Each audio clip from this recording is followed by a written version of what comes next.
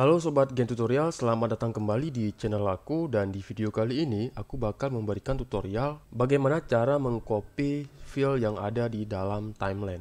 Nah, contohnya seperti ini. Kita ingin memindahkan file ini di copy ke sebelahnya. Nah, ini caranya seperti apa?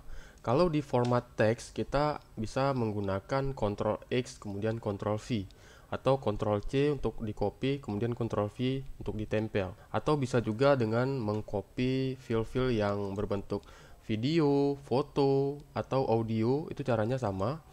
Kita bisa menggunakan Ctrl X atau cut, kemudian Ctrl C untuk copy, lalu Ctrl V untuk dipastekan. Nah, di dalam Adobe Premiere Pro kita bisa menggunakan Alt, tahan, lalu geser. Nah, contohnya seperti ini. Saya misalnya ini ingin mengcopy file ini agar bisa jadi dua seperti ini ya.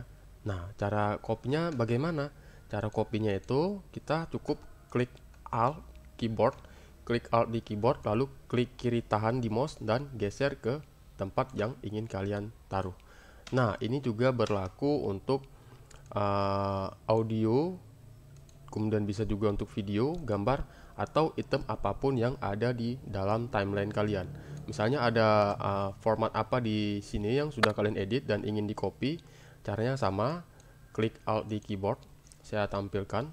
Nah, klik Alt, ini kliknya ditahan ya, jangan dilepas. Kemudian kita klik kiri, lalu kita geser ke tempat yang ingin kita taruh. Nah, misalnya seperti ini, saya ulangi.